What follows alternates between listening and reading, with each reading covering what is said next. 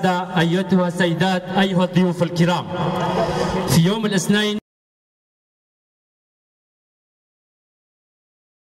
برزاني الخالد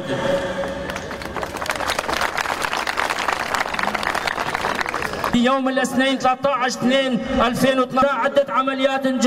جراحية للشهيد وفجرا من صبيحة يوم 2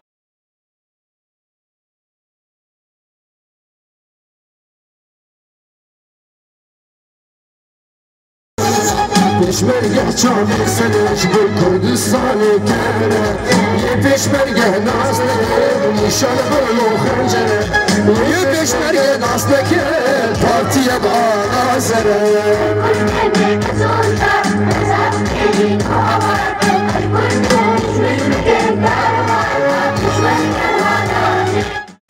براستيجي بچونا بافي على تفجرا كردي بتفاوي وقالك سياسي كرد حمو بإيشان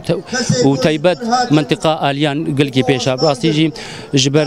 بافي على إنسان كي مير خاص بو بافي على إنسان كي بهز بو بافي على أو كهنيا جو أفجي وخاري إيرو بهزاري خورتي ما وكشي ما جوي أفي وخاريا أو كهنيا ربازي برزاني نمر ومهيفينا ديسا باوريا ما هي إيرو أو ربازا برزاني ويسر بكفي بكران بافي على خسارة كما ظنبو سر مالباتا خو مالبات وقالي كردا وامي هردم سريا بكران بافي على بن وام سوز دن ام سر رياوي بن وحتى ام جنا برزانية وبافي على حياة خو حمو جبو كرداتي وبرزانية كر وام قالك بسر بلندن بافي على وامي هردم سرياوي بن بافي على بكروان كما ظنبو ناف مالباتا خو ناف ملت حميد وإنسانك راس بو باقج بو ناف ملت حميد وإن شاء الله أو سر نهجك باقج بو وسر نهجي برزاني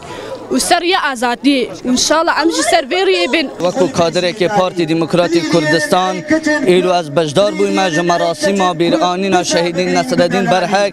کو نصرالدین برحق همه گیان خو مالباتا خو سال 1950 دا وی همه حول خدایا کو خدمت بک جبودوزا گل کور بو ربازا بارزانی نمر ایرو امجی خوب شرفمند ببینین وکو مالباتا شهید زیروان ام چو جدایی نابینین دنابرا نصرالدین برحق کل روش آوای کردستان وی خدمت دکر جبونتوا کردی و چاوا زیروان جل باشور کردستان چوکوبان گیان خوکره قربانی و چاوا شهید نیچیروان جل روش آوا تا باشور کردستان گیان خوکره قربانی انشاءالله بخینوان شهیدا ایرو ام خدان سروک کین خدان نتوای کین برو سرخوبونا کردستان دیچین برو دولت بونا کردستان دیچین لسر دست جناب سروک مسعود بارزانی